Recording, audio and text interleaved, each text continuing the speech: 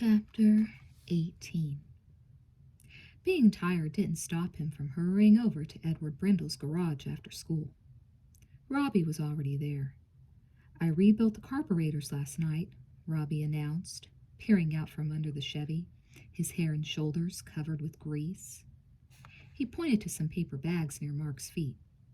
"The antifreeze is in those bags," he said. "Bring them over. Let's get these guys filled up so we can start them."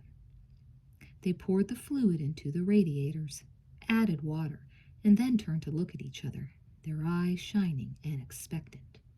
"They're ready," Robbie said. He reached into the pocket of his coveralls, pulled out 2 keys, and tossed one to Mark. "Let's do it," he said. He slid onto a cloth he'd spread over the seat of the Chevy, and Mark climbed into the Jeep. Grinning, they started the cars. The engine sputtered, echoing raggedly in the garage. "Quit complaining because I woke you up," Mark ordered, patting the dashboard. He revved the engine, and when it was warmed up, he got out and hooked up Robbie's timing gun.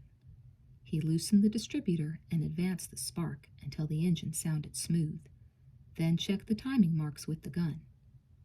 He tightened the distributor and handed the gun to Robbie to use. Mark stepped back from the Jeep and listened, grinning wildly. "It sounds beautiful," he called. Robbie grinned back. "Major tune-up, carburetor rebuild, transmission reseal." Brindle's voice came from the open garage doors. The boys turned to smile at the old man. "Sound nice, don't they?" Robbie asked. "Pretty," Brindle agreed. "Listen to my list. See if you have anything to add." He went on, listing the work the boys had done that week. Mark was impressed. He'd put in a lot of time himself, but Robbie had spent several more hours working late into the night.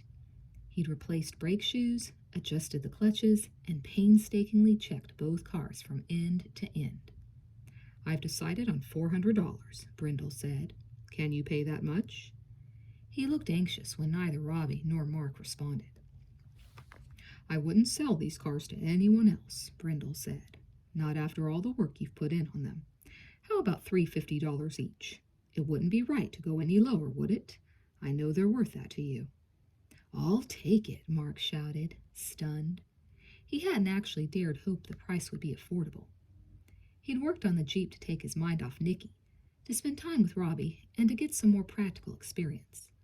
All the time he'd refused to think of the Jeep as his, though he knew he'd already grown attached to it. Robbie switched both engines off. He didn't say a word to Brindle. He just grinned. "I already got the titles notarized," Brindle said. "I knew these cars belonged to you guys. Henry down at the corner station does pollution stickers. You'll need them for the new plates." "Thanks, Mr. Brindle," Mark said. "I just can't believe it. I have a car. Actually, I guess my mom has a car." "She's going to let you drive it, isn't she?" Brindle asked. "Oh, you bet," Mark said. "Absolutely." After Brindle left, Mark and Robbie walked home, making ironic comments about new car owners still being on foot. "I wish I had the car tonight," Mark said, thinking of his date with Janine. "I wish we had the plates and stickers and insurance already. We haven't even taken a test drive." Robbie gave Mark a knowing look. "Cars make it easier to spend time with girls, don't they?" he commented. "You know, you don't sound so confused about them these days." "About what?" Mark asked. "Girls?" He flushed, remembering his earlier discussions with Robbie about girls. "I just used the information you gave me." "It must have worked," Robbie said. "Well, yeah. I just started thinking of girls as people who are just like me, only female. I remember to smile and look them in the eye. It works fine." "I don't remember saying that," Robbie said. "Oh," Mark thought. "That's right. That's what I heard those girls saying on the party line." "Well, anyway," he went on, "whoever said it, it was good advice. It's very simple. Guys want to be with girls, and girls want to be with guys. I've got it all figured out." Robbie gave him an amused glance. "You'd better write that book," he said. "What book?" "The one about understanding girls. Anyone who's an expert owes it to the world to write a book. It's a commonly misunderstood subject."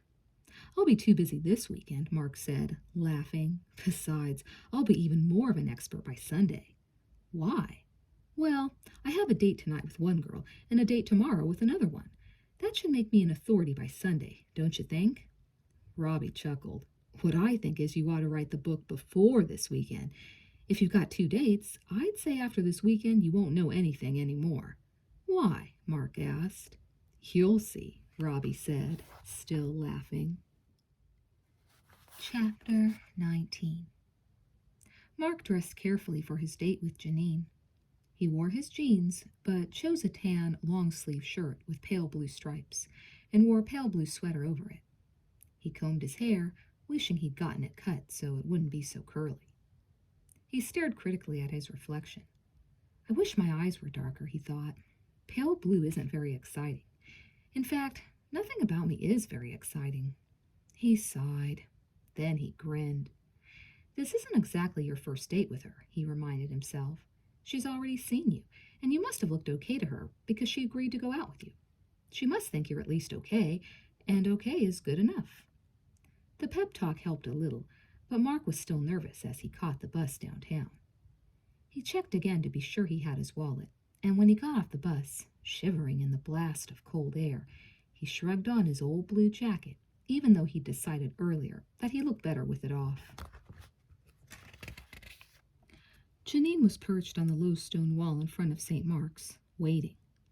She waved when she saw him.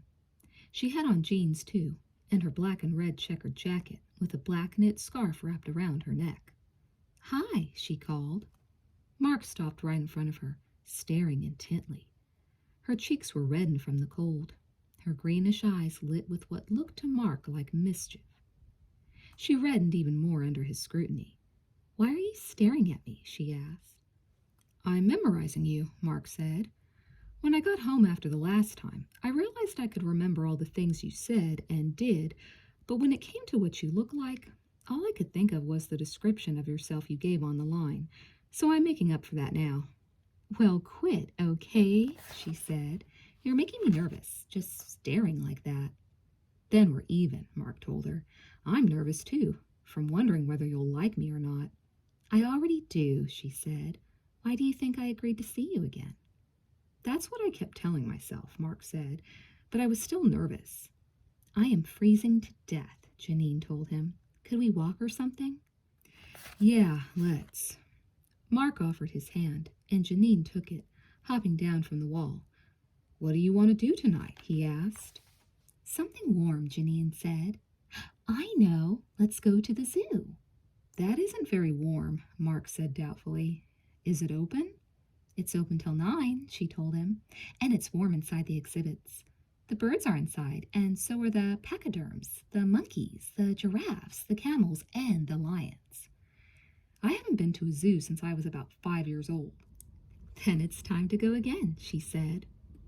I'll trust you, Mark said. If you were a kidnapper, you'd have nabbed me already. Napped, Janine corrected. Kidnappers nap their prey. Kidnappers nab. She looked at him, frowning thoughtfully. If I was going to nap somebody, I guess it would be you. It would definitely have to be someone about your height, with light blue eyes just like yours, and with kind of curly brown hair, just about like yours. So I guess you would do. She likes my hair, Mark thought, feeling better about the haircut he hadn't gotten. And what else? He asked. Janine laughed. You're greedy, she said. There's something you should understand, Mark told her. Flattery will get you anywhere. Ah, but where do I want to go? Janine asked. To the zoo. Did you forget already?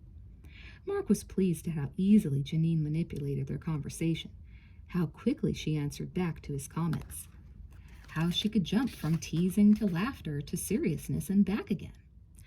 I'd nap an elephant, Janine said, but they're stubborn. They also don't like riding on buses, so they're hard to take places. Maybe you should stick with napping me, Mark suggested. Elephants are cuddlier, Janine said. They are not, Mark protested. Cold air swirled around them, and they hurried to zip their jackets as they ran for the bus stop. I'm cuddlier than any elephant you've ever cuddled, Mark said, and I'll prove it, too. Okay, Janine told him. I dare you to prove it. They caught the bus at the corner and sat together in the very back. Mark put his arm around Janine, still holding her other hand. "How am I doing?" he asked after a while. "I don't have enough evidence," Janine said. "I can't decide without more evidence. I want to be fair about this." Mark gently turned her face up towards his. "Zoo!" the bus driver called. They jumped and pulled apart, Janine's eyes laughing, though her facial expression was pretend serious. "It's the elephant's turn now," she said. They wandered, holding hands and eating popcorn. They admired the animals when they remembered to, but spent more time looking into each other's eyes than watching the zoo creatures. "It's almost 9, Janine told him finally. "We've got to go if we're going to catch the bus. It's the last one from here." "I hadn't thought about getting home," Mark admitted. "But the buses don't run very late, do they? I don't want you to go home yet." Janine led the way through the turnstiles and down to the bus stop. "I don't have a whole lot of choice," she said. "This is the last bus from the zoo home. I've got to be on it if I want to get home without walking. You'll have the car licensed and inspected and all pretty soon, right? We can handle an early date this one time." Mark dropped the fare in the box and followed Janine to the back of the bus again. "Isn't there somewhere within walking distance of your place where we could go for a while?" he asked. "We could go dancing or sit and talk, and I'd walk you home later." "Then how would you get home?" she asked. "Walk or hitch?" "That sounds scary to me," Janine said, "and dangerous." "It just seems so early to me," Mark said. "I'm not ready to end my evening. I still want to spend it with you." "My folks are gone," Janine said slowly. "You can come over for a while." Though no one had pulled the cord, the bus stopped. "You getting off?" the driver called. "Yeah," Janine said. "Thanks, Ed." Mark looked at her, startled. Janine smothered a giggle and headed for the steps. She waved as the driver pulled away. "Ed?" Mark said. "I ride the buses a lot," she said. "I know a lot of the drivers. Come on, I don't want to stand around in the cold." Chapter 20. Janine set off briskly, and Mark grabbed her hand. Her house was one long block from the bus stop, a large, modern-looking house with a separate 4-car garage, a huge front lawn lit by spotlights, and a boat draped in canvas parked alongside the garage. Mark stared in awe. "You never told me you were rich," Mark said. "I'm not. It's called successful," she said bitterly. "And it's what my folks are, not what I am. Now you know why the cops didn't believe me that time. Successful families don't have problems, you see." She strode angrily up the sidewalk and unlocked the front door. Mark followed her inside, into a redwood and plant-filled entry hall the size of his apartment living room. She led him into the kitchen, which was decorated in brick red and gray, with splashes of bright green provided by plants and by the accent pieces. Towels, canisters, picture frames. Mark had never seen a decorated kitchen before. "This is incredible," he said finally. "Do you know how to use this kitchen?" "Sure," Janine said shortly. "Does that mean you're hungry?" "I'm always hungry," Mark said. "But I was curious, too. I don't even know what some of this stuff is, much less how to use it." Janine yanked open the fridge and rummaged through the containers on the shelf. She chose 3, slapping them on the counter. "Hey," Mark said, "I didn't mean to make you mad. What did I say? We don't have to eat if you don't want to." Janine took a deep breath and let it out slowly. "I'm not mad at you," she said. "It's this place. I hate it. I hate how impressed people always are when they come here. They think it's so fabulous, and I'm so lucky to live in a place like this, and I must be so happy. But if you ask me, this place is full of rotten people, and I don't think I'm lucky at all to be stuck here with rotten people. It stinks." Hey, Mark said. He took her hand, feeling clumsy. "I'm sorry I was impressed," he said. "I'll hate it too if you want. Would that help?" Janine giggled. Startled, Mark leaned back to look at her face. "You'll hate it?" Janine teased, shaking her head at him. "What kind of thing is that to say? You don't have any reason to hate it. You'll just do it? Just like that?" It can't be a very high-quality hatred if you can turn it on and off on demand. Would you hate anything I wanted you to? Sure, Mark agreed. How about this harmless little button? She asked, touching a button on Mark's shirt. I hate it, he said solemnly. Janine giggled again. Mark grinned, then laughed. Janine laughed too, the laughter releasing her anger and tension. She put the first plastic container in the microwave oven, programming it quickly. Mark watched. I've never seen one cook before, he admitted. It's not very interesting to look at, Janine said, stooping to peer through the glass-fronted door with him. But it's fun to use. She pulled the first container out when the oven dinged. Then she put the second one in. She tapped the touchpad numbers quickly, and the oven hummed into action. When the last container was finished, Janine grabbed 2 cans of Diet Coke and a handful of napkins. You get those, she directed, nodding towards the counter. Then follow me. I'm taking you to my hideaway. You're being napped. Mark stacked the containers and lifted them. Okay, he said. Janine glanced back over her shoulder. You're being awfully agreeable about being kidnapped, she said. I always am when my napper is such a sweet, lovely young thing, Mark said. Woman, not thing, Janine corrected. Right. Quit leering, she said. You're much too young to leer. You don't look evil enough either. You've got to have the right kind of face and personality to leer successfully, and you just don't have them. Mark followed her through the kitchen into an entertainment room with an enormous stereo system, racks of tapes and records, a VCR setup, and a pool table. He glanced appreciatively at everything but didn't mention anything. Janine opened a door. Behind it was a set of stairs leading down and a ladder leading up. She climbed up. Mark followed. They ended up in a loft-like room, equipped with huge pillows and a telephone, a bookshelf, a very small refrigerator, and an old chest. My hideaway, Janine said. She slid a panel, showing Mark the view down into the entertainment room, then pulled aside some curtains, revealing a view into a tree. I can climb the tree and then climb in here through the window, Janine said. If the window's open, anyway. Maybe someday I'll leave it open for you to climb in. Just let me know, Mark said. I was quite a climber in my younger days. Is this where you call the party line from? She nodded. This is my place, she said. It's just about the only place in this house that I like. No one else ever comes here. Sometimes I wonder if my folks even remember it's here. She arranged the plastic containers on napkins, handed Mark a Coke, and spread the rest of the napkins out on the carpet. She opened the food. Dim sum, she said. That's our appetizer. And fried rice.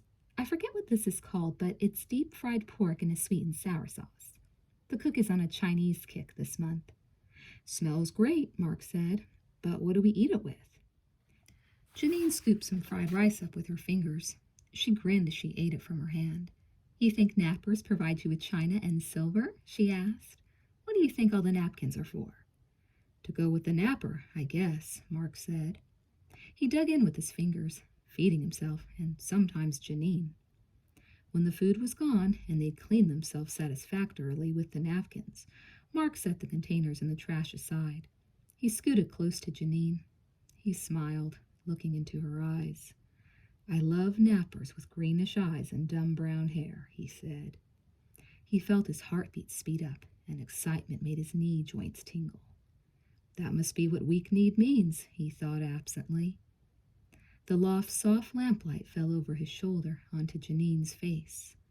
Somehow, with her he felt only a little of the shyness he'd felt with Marcy. He kept smiling, watching her face.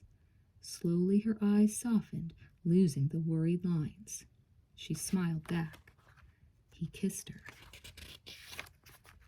His heartbeat thudded loudly in his ears.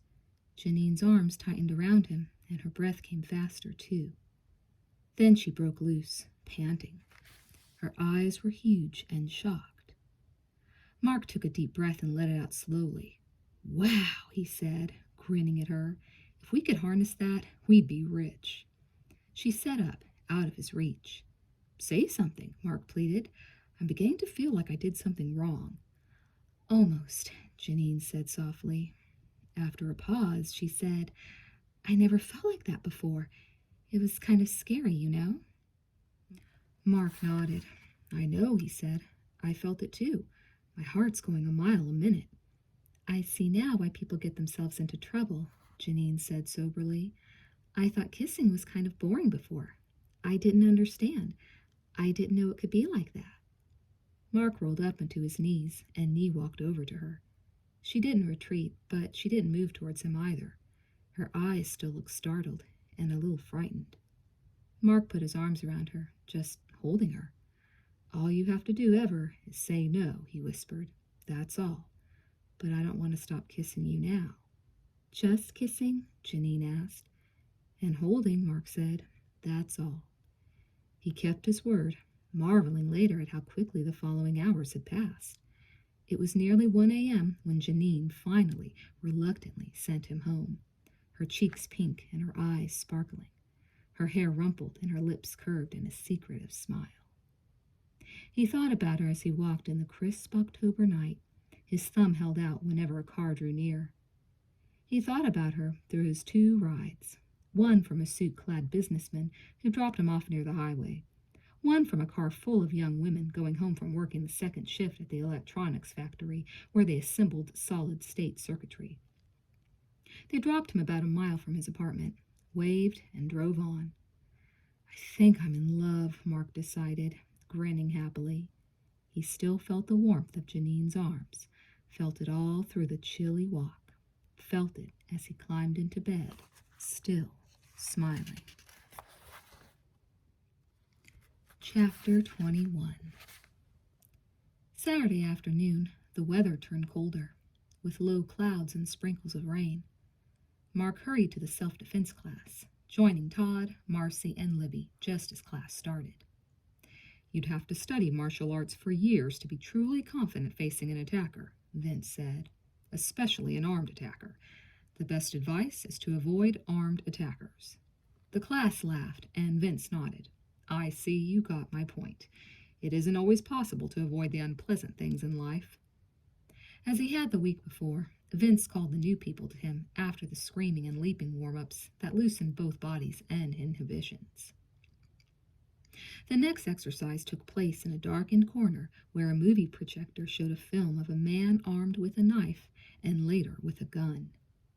The image was projected life-sized onto a thick mat that hung against the wall. "This is a little more lifelike than the bags," Vince told them. "Don't let it bother you that your attacker never seems affected by anything you do. Take turns and smash him." The film thug lunged, aimed his weapon, grabbed, dodged, threatened, over and over again. Mark figured out that the movie was on a continuous reel, repeating itself endlessly while students bashed at the image.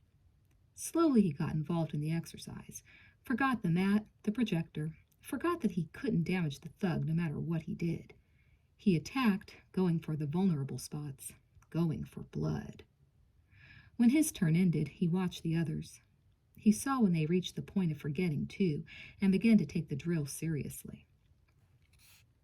At the end of the class, Vince had a few closing comments. "Heads bleed easily," he said. "Blood in the eyes stings and blinds a person. Keep your own head safe and go for the attacker's head. If you can blind him, you have a better chance of escaping." "Why is the little finger one of the vulnerable spots?" Mark asked.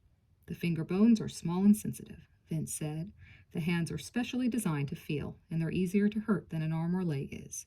If you whack an attacker's hand, he'll have a harder time using it to hurt you with, or to hold a weapon with.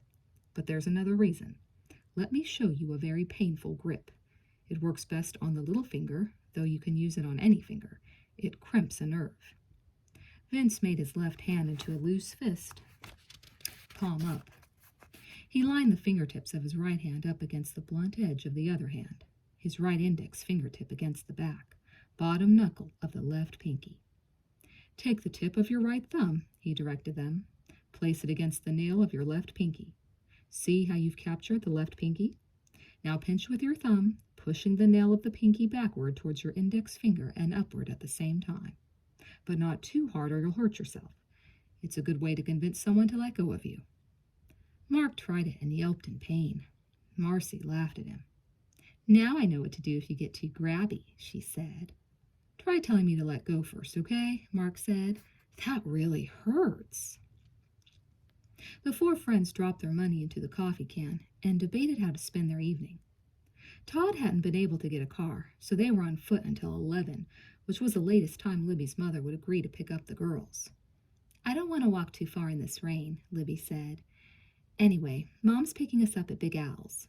I didn't know where to tell her, so I picked an ice cream parlor. It seemed like a good place. I've never heard of it, Mark said. It's by the roller rink, Todd told him. That helps a lot, Mark said. I never heard of a roller rink around here either. The girls exchanged secretive, amused glances. Mark looked from Libby to Marcy. Their eyes had brightened with the same thought, whatever it was. What's up? Mark asked suspiciously. You two are hatching something, I can tell. Libby grinned. No, we're not, she denied. We were remembering something. We used to go skating in junior high. Dim lights, music, holding hands with guys and drifting around the room.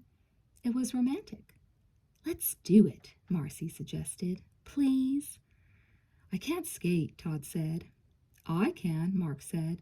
At least, I used to be able to. It's been a long time. I don't know if I could do it now. Are you game or not? Libby asked Todd. She made it a dare or a challenge. Mark wasn't quite sure which. Todd scowled, then he shrugged. I guess so, he said. Mark grinned at Marcy, and she blushed. The blush made her cheeks pink and made her eyes sparkle again. Mark found it difficult to look away from her. Then he remembered the other pink cheeks and bright eyes from last night. Janine. Marcy smiled and his heart lurched. He reached over and took her hand. Oh, Janine, he thought. Oh, Marcy. Oh, my. They laughed and talked during the walk to the roller rink. It only took Mark a few minutes to get used to being on skates again. And he and Marcy held hands, skating around to the music and laughing at Todd, who was gripping the side rails in white-knuckled desperation, trying not to fall. Now show me the nicest, most private, darkest, most romantic corner, Mark said. Can't, Marcy said. I just saw Todd and Libby heading that way.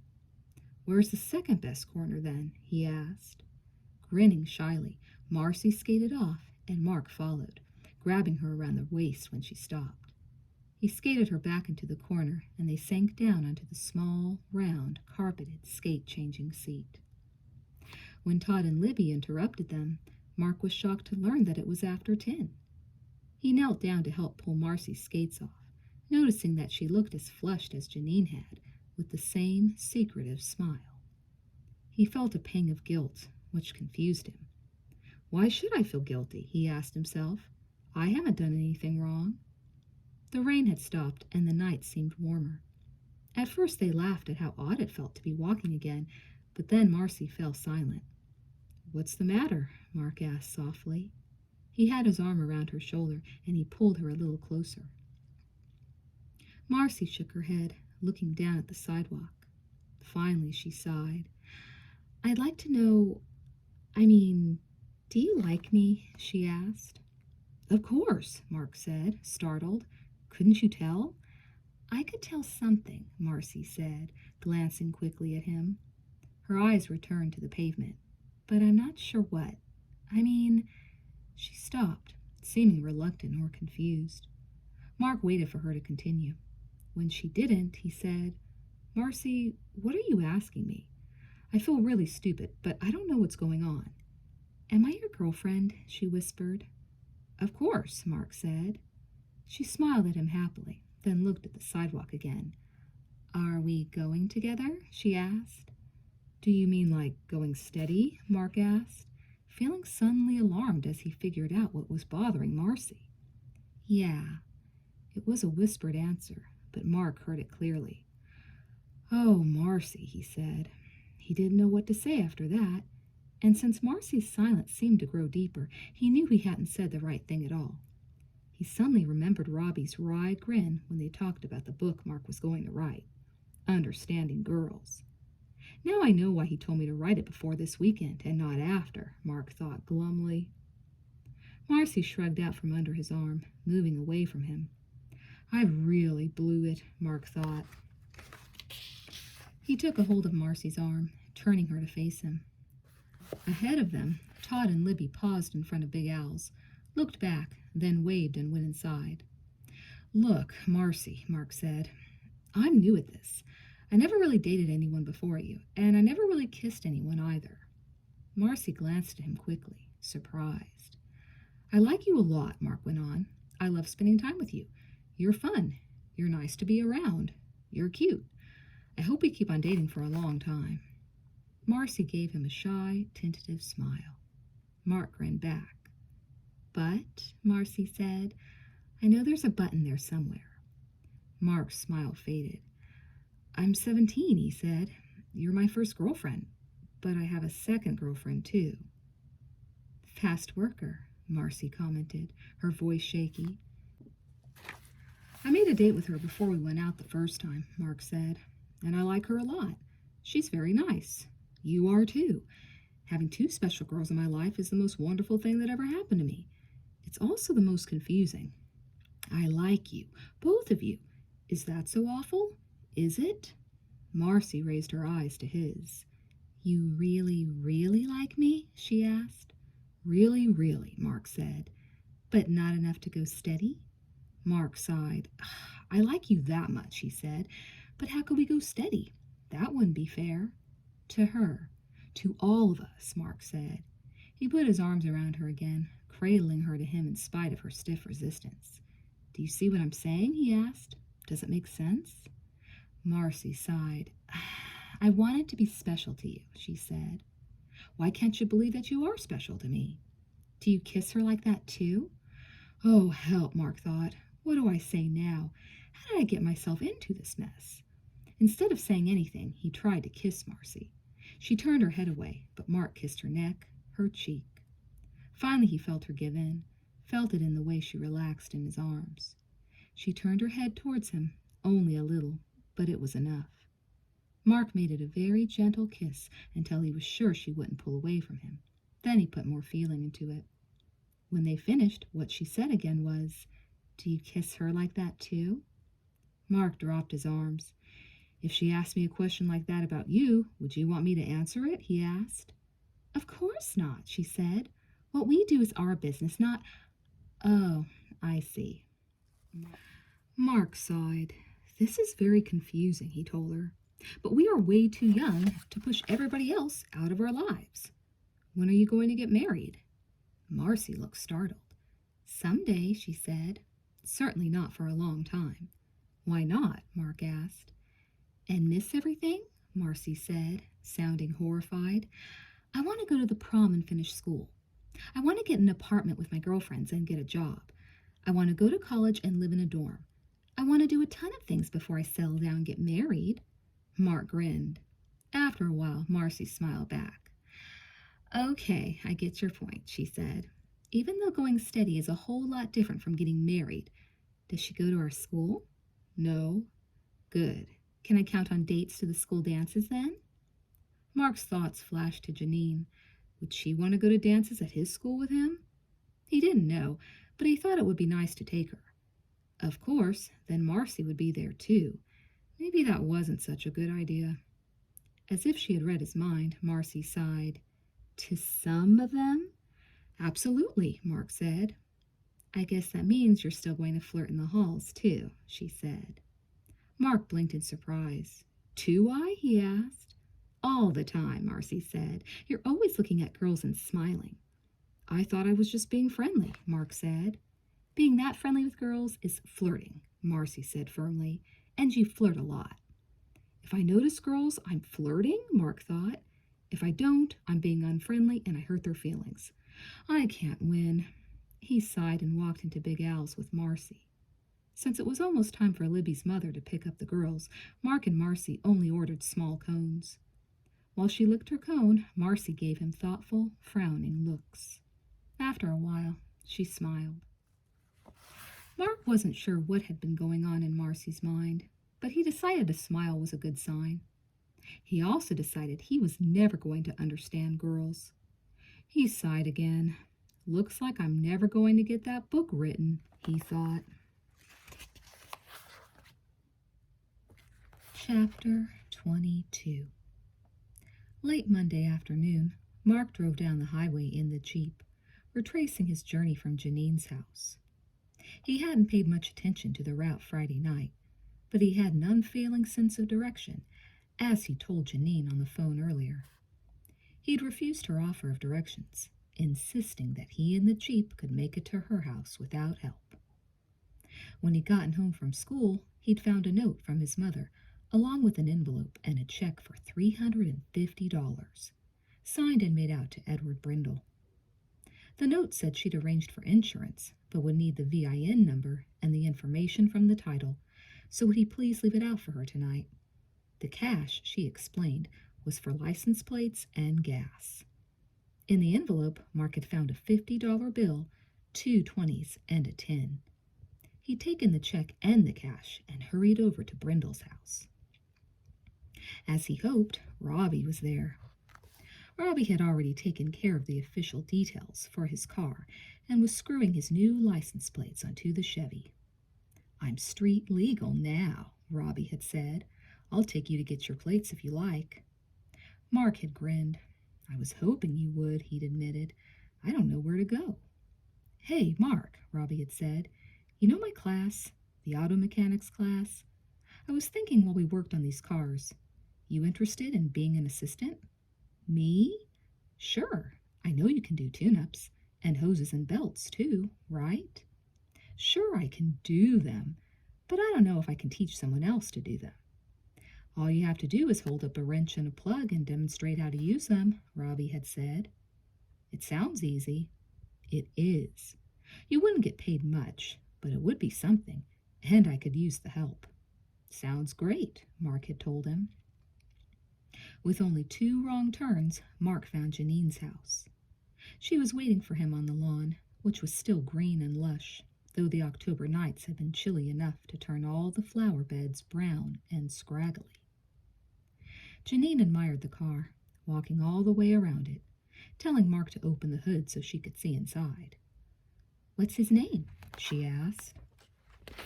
"It's a Jeep," Mark said, "a Quadra-Track Wagoner." "Jeep is the manufacturer," Janine said. "I want to know the car's name." "Your name is Mark. What's his name?" "I hadn't thought about a name," Mark said. "Poor unnamed little thing," Janine said, patting the car. "He'll tell you if you listen," she told Mark. "Pay attention." She climbed in and fastened her seatbelt. "Okay," she said. "Go." "Where?" "Wherever he wants," Janine said. "He wants to show off, so let him." "I'd think you were strange," Mark said, starting the car, "except that you're right. That's exactly what he wants to do." He pulled away from the curb, driving wherever the car aimed them. He turned onto the highway, off again, drove up hills on dirt paths and through neighborhoods on neatly paved roads. "Do you want the radio on?" Mark asked. "It works." "Not yet," Janine said. "I'm still listening to the car." She leaned back in the seat, eyes closed, enjoying the smooth drone of the engine and the other noises the Jeep made, bouncing over ruts and through small gullies and potholes on the dirt roads. Eventually, Janine opened her eyes. "He's a nice little car," she said. "Little?" Mark asked. "This is about the maximum size a car can get and still be a car." "What did you say?" Janine asked, sounding excited. "I said this is about the maximum—" "Stop right there," she said. "I think you just named your car." "Maximum?" Mark asked doubtfully. Janine giggled. "Not maximum," she said. "Max. His name is Max." "Not bad," Mark said. "Max it is." She flipped the radio on, searching until she found a station she liked. "Go ahead and set the button," Mark told her. She set that station and found 2 others she liked, setting them too. A song ended and the disc jockey gave the weather report, then moved on to the news. He went through the world news, the major state news, then, his voice dropping a little, but still in the clipped, matter-of-fact manner in which he delivered the rest of the news, said, The mystery of the missing girls continues. Another teenager, Susan Lynn Blakely, has been reported missing by her parents, Mr. and Mrs. George A. Blakely.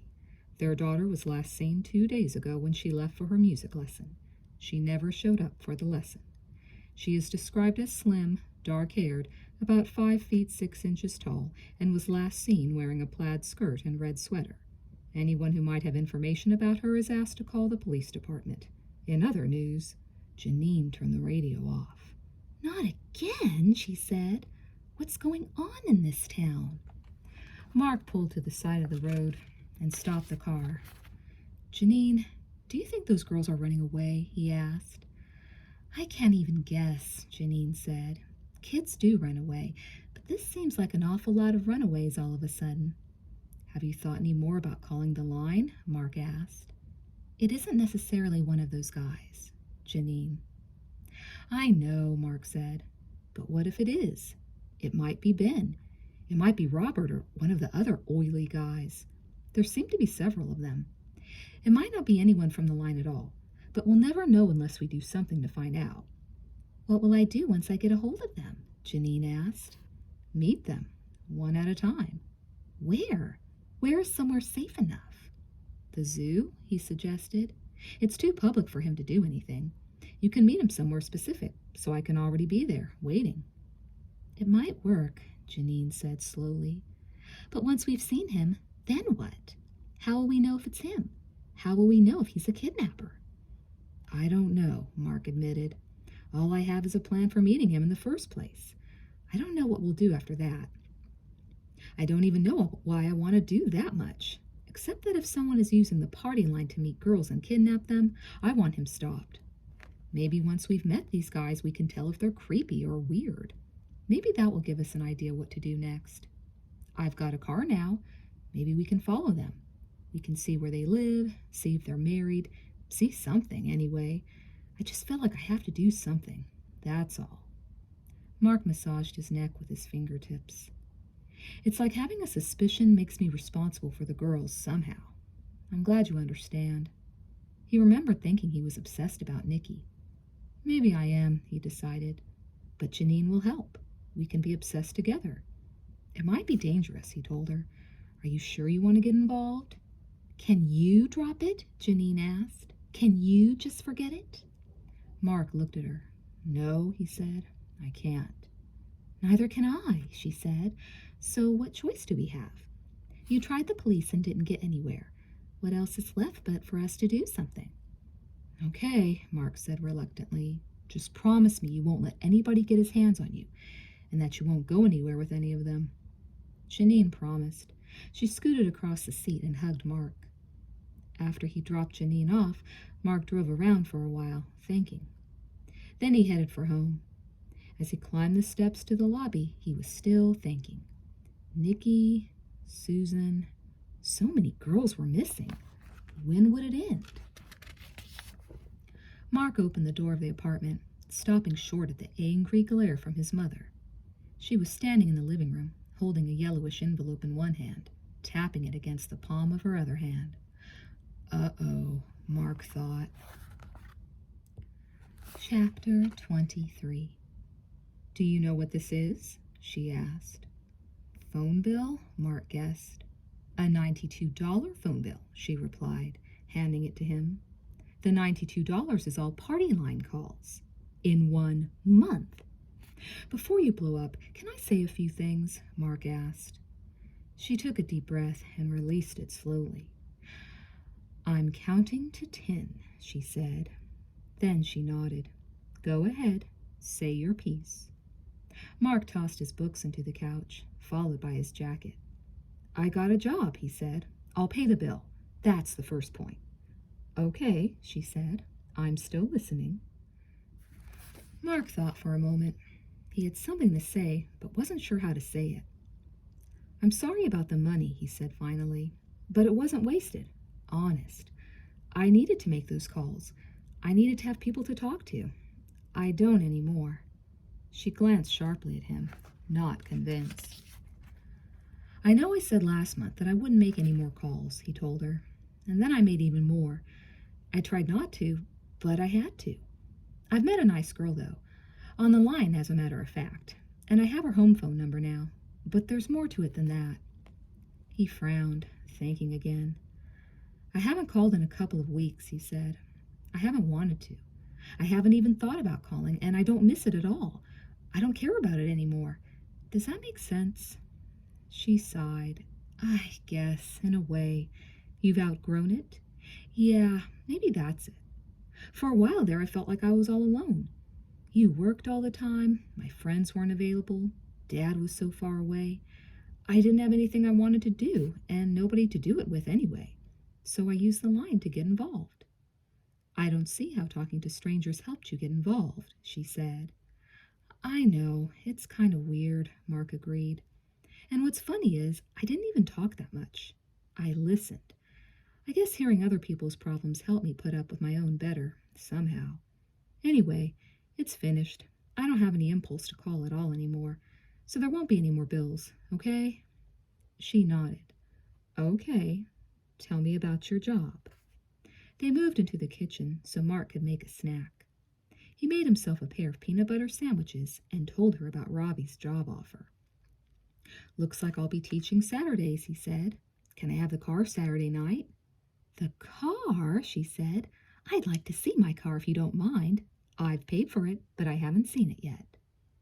Mark led her outside and around the corner to the dirt lot the residents used as a parking lot. He was eager for his mother to like the car as much as he did, but even so, giving her the keys was difficult. He didn't want to give them up, not even to the person who actually owned the car. Well, Mark asked, what do you think?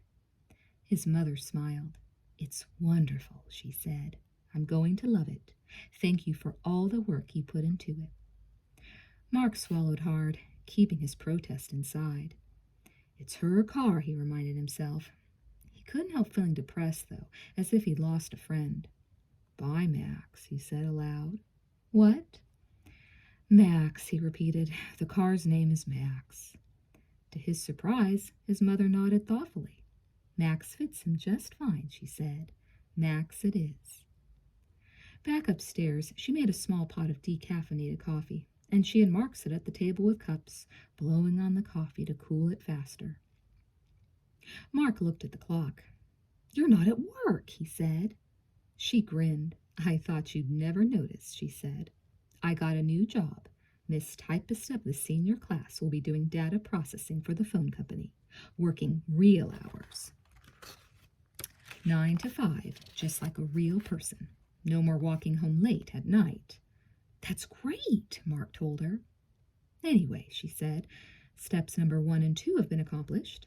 New car, new job. I'm not stopping now. I promised myself I'd keep making changes until things are the way I want them to be. That means meeting men, dating, and all that stuff. I'm a little scared.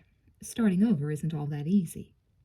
Speaking of dating, Mark said, can I have the car Friday and Saturday night?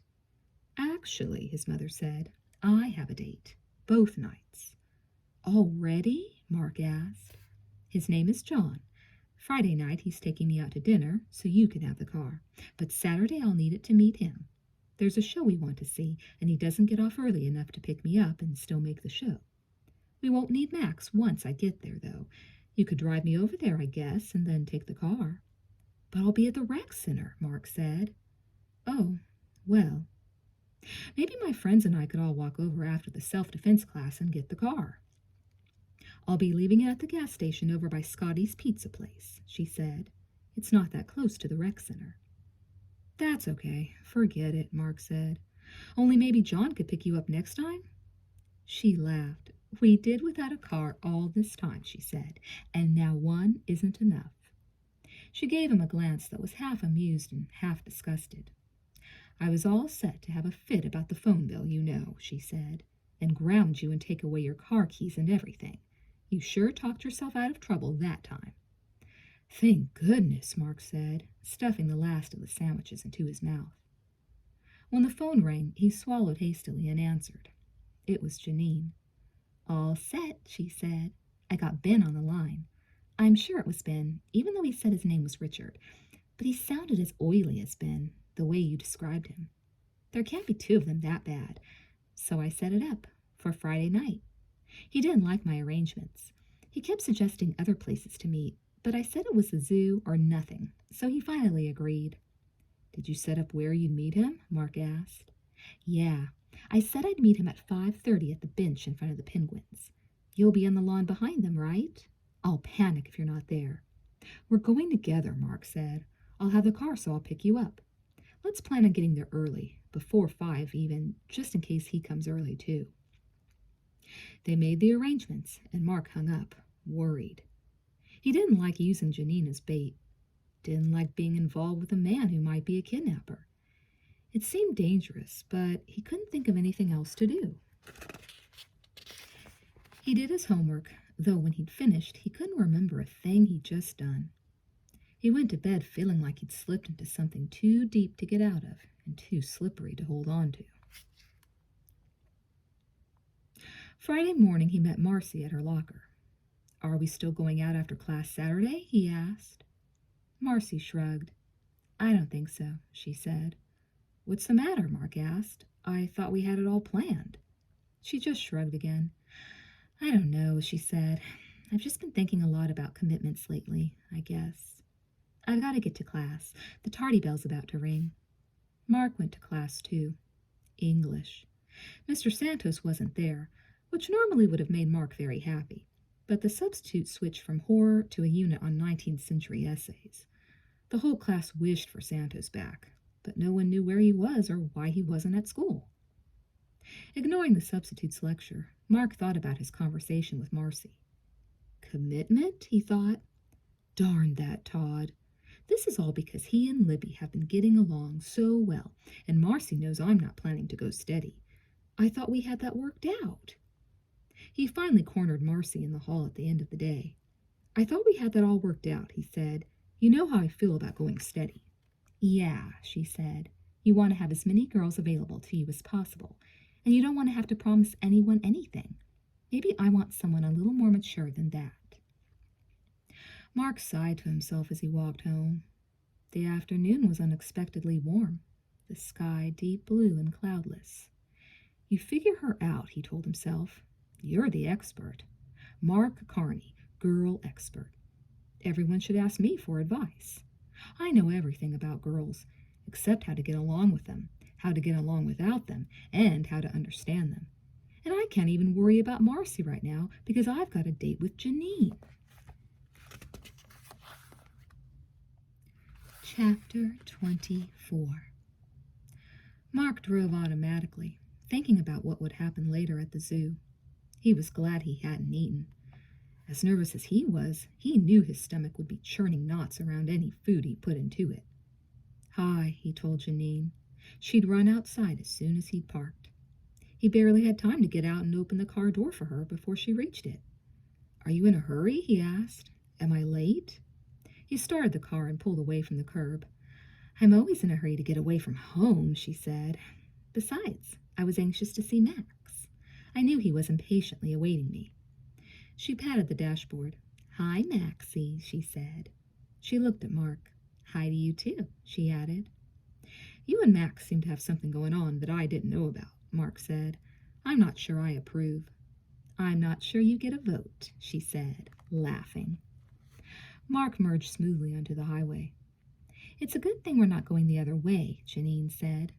Look at that. Everybody's going home at once. They call this rush hour? Nobody's moving.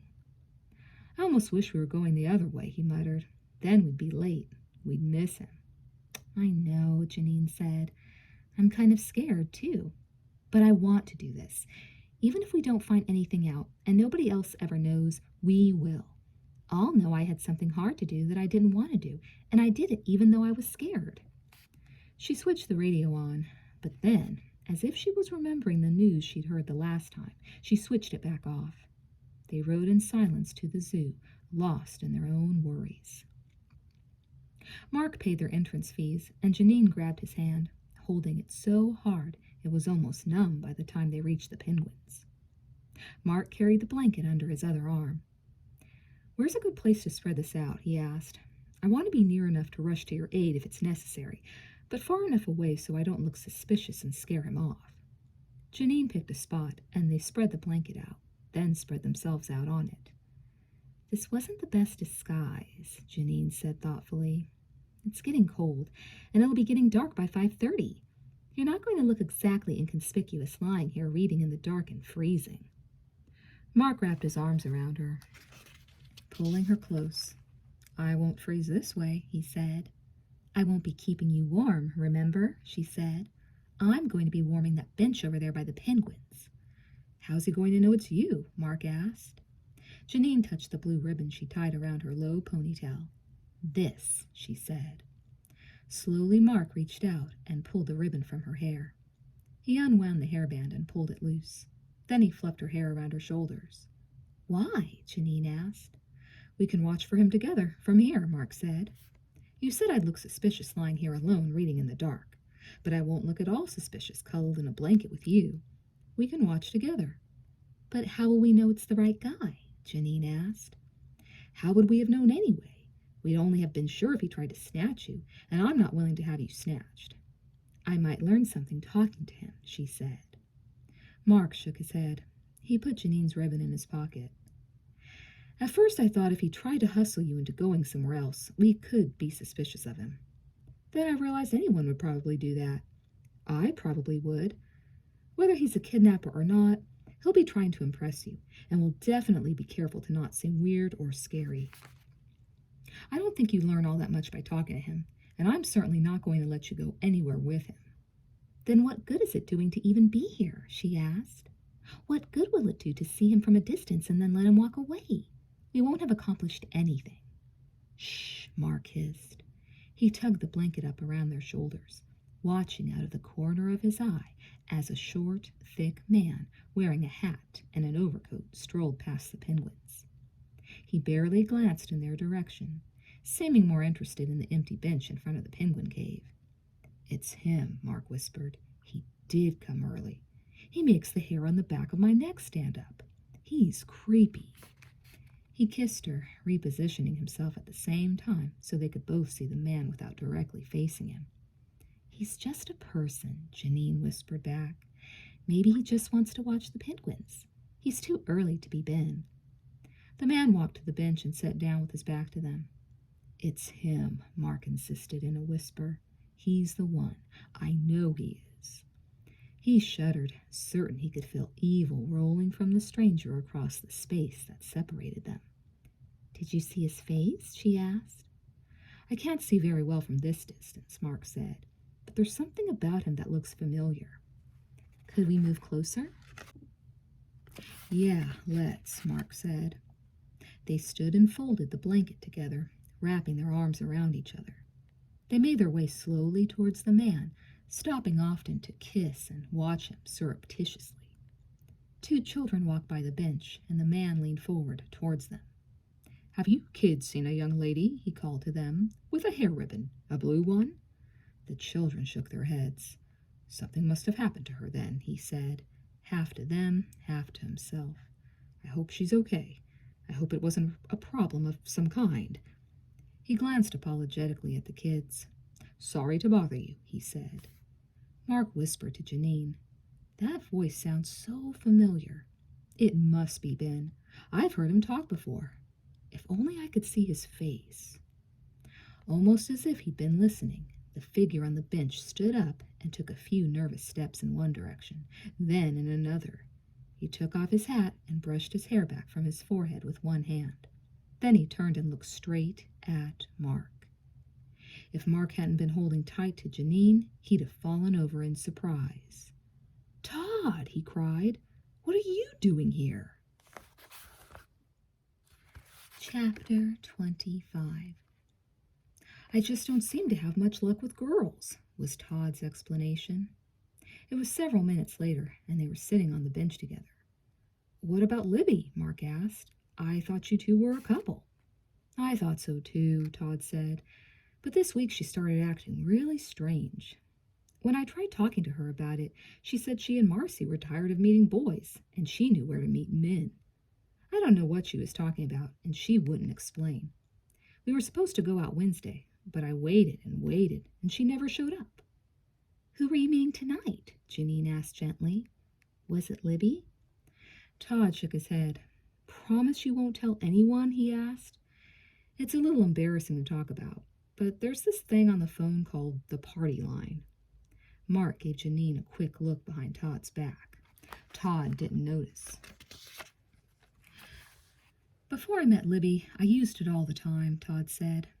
I never actually met anyone, but it's a great way to talk to girls, and I need all the help I can get. After Libby stood me up on Wednesday, I started calling the party line again, and there was this really nice girl on. We agreed to meet here tonight. I guess I'm going for some kind of record. This is the second time this week I've been stood up. It was nearly 6:30 when they headed for the exit.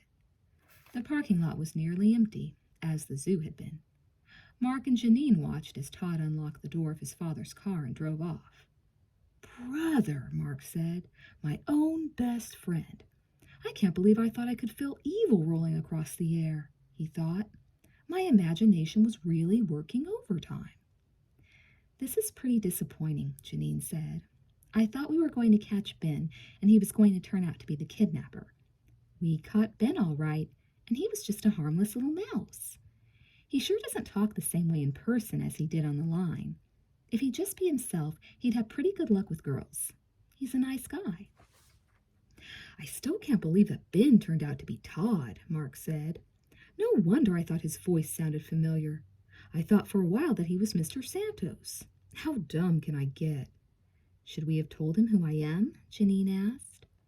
No, he was in bad enough shape already. I didn't want to destroy him. We'd have had to do a lot more explaining than I was prepared to do. How could I tell my best friend you arranged to meet him because he sounded like an oily-voiced jerk? Do you think he could have had anything to do with the missing girls? No, Mark said. I've known Todd all my life. There's no way he's involved in this. Well, that takes care of Ben, Janine said. But there are other oily guys on the line. I'll try again later tonight. Maybe I'll get that Robert that Nikki was talking to. If I make a date, I'll let you know. With my luck, it'll be someone else I know, Mark said. If Ben is my friend Todd, then Robert will turn out to be my other good friend, Robbie. They decided to make an early night of it, so Janine could call the line again. Mark dropped her off at her place and headed home. If Todd was using the line and I didn't even know it, then who else is? Mark wondered, looking for a snack in the kitchen. He grabbed a handful of cookies. There could be tons of people I know talking on the line, he thought. Maybe I know them all. I could be talking with friends all the time and never know it. He thought of the two other girls he'd heard talking on the line, girl number 1 and girl number 2. It seemed so long ago now, but he remembered thinking one of them sounded like Libby. Could it have been? He asked himself. And did Libby get Marcy to start calling? Are those the more mature guys Libby was talking about? That would be pretty funny, Mark thought, if everybody I know is calling the line, now that I've quit. Chapter 26. Hey, Mark, Robbie said, just before the auto mechanics class on Saturday. He seemed a little nervous. Yeah, Mark said. He eyed his friend cautiously, wondering vaguely if he could be a kidnapper. I'm the one who should be nervous, he thought. This is my first class. Robbie went over the lesson plans with me, but I'm still a little shaky about teaching. I have to make a few phone calls, Robbie said, privately. Do you think you could cover for me in class for a while? Robbie lowered his voice. I know I always act like meeting girls is easy, he said, but we've been friends a long time, and I can tell you, it isn't always as easy as I make it sound. Sometimes you have to rely on less usual ways of meeting girls. Robbie looked around nervously, as if checking to be sure no one else could hear his confession. I think I finally met someone special, he said. She sounds really nice, anyway. I've been trying to get a hold of her for a date tonight, and I've been leaving messages all over the place. I need to see if she got them. He grinned shyly, and Mark suddenly knew for certain that Robbie would never hurt anyone. He was embarrassed that he'd ever been suspicious of his friend. Of course I'll cover for you, he said. But tell me, what did you mean by less usual ways of meeting girls? Robbie flushed. Nothing, he said. Mark started the lesson, explaining drums and shoes and cylinders, covering theory and then removing wheels to let the class discover what was actually going on behind their tires. The time was almost over, the students cleaning and replacing tools, when the phone rang, startling Mark. He hadn't realized the shop had a phone in the back. One of the women answered it, then held it out to Mark. "For you," she said. Mark finished wiping his hands and took the phone. "This is Mark," he said. "Oh, Mark, I've been talking to Robert," Janine said. "I called the line and got the message he was looking for me, so I kept calling in and I just got him. He wants to go out tonight. What do you think?" "I don't believe this," Mark said, laughing. "The pieces all just fell into place, Janine. You just made a date with one of my best friends. Some girlfriend you are, two-timing me with my best buddy." "You're kidding," Janine said. "I'm serious," Mark assured her. "He's been walking around on a cloud about his maybe new girlfriend. He's also been gone for the last hour, phoning her. What do you think? Am I kidding? Is this coincidence?" "I said I'd meet him at Cowley Park at 5:30. I wasn't going to show up unless you could be there, but I wanted to make the arrangements so I could tell you where and when to go. I have to leave right now to catch the bus if I'm going, but if he's your friend, I don't see the point. So what do I do?" "You keep the date, I guess," Mark said. "I'm not telling Robbie that his new girl is my old girl. You'll have to." "I could just not show up," Janine said. Mark told her, still laughing. "I helped you stand Todd up last night. I'm not helping you do the same thing to Robbie tonight. It just wouldn't be fair. You'll just have to go and have a good time, but not too good of a time, and then tell him the truth." "What if the truth turns out to be that I like him better?" Janine asked. "No way," Mark said. "He's a nice guy, but not that nice. The problem is, he's really looking forward to tonight, and I don't have the heart to spoil it for him. Once he knows the truth, he'll want to strangle me, but he'll see the humor too, I'm sure." "Okay," Janine said, "but just remember, it was your idea. You can't call me a two-timer if it was your idea." Mark finished cleaning the classroom, then hurried outside, heading towards the building where the self-defense class was held. As he rounded the corner, Robbie drove by in his Chevy. Mark almost laughed out loud. "Thanks for covering for me," Robbie shouted. "I got a hold of her and we're on for tonight. And guess what? She knows you. Isn't that wild?" "Have fun at Cowley Park," Mark yelled back. "Cowley Park? What's that?" "We're going to a movie." "With Janine?" Mark called. Robbie was farther away, but Mark could still hear his answer. "Who's Janine? Her name's Marcy." "Marcy?" Mark thought, feeling suddenly bleak and very cold. "Robbie's going out with Marcy? Then who—" Chapter 27. Mark ran back to the auto mechanic's shed and grabbed the phone, his stomach feeling like it was loaded with acid pellets and his heart thudding. He called Janine. "Be there," he said out loud, waiting through 20 rings, even though he knew she was already gone. "Be there." Then someone picked up the phone. "Janine!" Mark yelled. "Stop! Don't—" "Hello?" said a female voice. "Who did you ask for?" "Janine," Mark said. "There's no Janine at this number." "Is this 555-1212? Mark asked. "Yes, it is, but there's no Janine here." And the phone clicked, the line dead. The sound of the dial tone began its ominous hum in Mark's ear. For a moment, Mark's brain came to a complete stop. If Robbie isn't Robert, then Janine is in trouble. But if Janine isn't Janine, then I'm crazy. He pushed the thought to the back of his mind. "I know one thing for sure," he told himself. "Someone is in danger. And if I don't get to Cowley Park in about 2 minutes, something terrible is going to happen."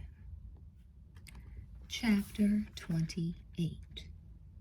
Mark grabbed the phone book and the notepad and pen that dangled from nails in the wall by the phone. He scribbled down the name of the park as he thumbed madly through the C's in the book. There was no Cowley Park listed. Oh no, he thought. Parks don't have phones. He tried the yellow pages of the book, finding a listing for parks, but none for Cowley. Wait, he thought. Cowley Park could be on Cowley Street, if there is such a street. Isn't there? There must be. He turned to the back of the phone book, exhaling sharply in relief when he found a street guide. He found Cowley Avenue, looked it up on the map and followed it, finding a Cowley Lake, but no park. There aren't any parks on this map, he realized. They'd be shaded green or something if there were any. He was shaking now, from fear and frustration. Think, he ordered himself.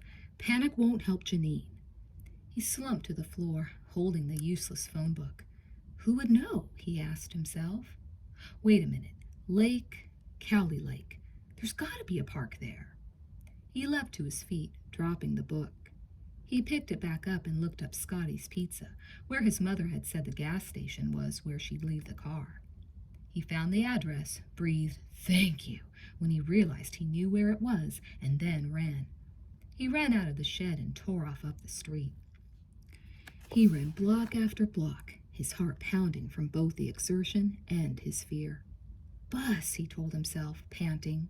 You can't run all the way there. It's miles. Find a bus. As if on command, a large, white, snub-nosed bus slid across the intersection ahead of him. Mark ran after it, yelling, but it pulled away from the empty bus stop without even slowing down. Hey, Mark yelled after it. He won't wait for anybody. Mark jerked around, seeing a small, gray-haired woman with a large, shiny red purse. If you're 2 seconds late, he drives off, she said. I've got to get to Scotty's Pizza, Mark said, on Claiborne near Maine. I've got to get there fast. You won't get there at all on that bus, she said, glancing after the disappearing public transport.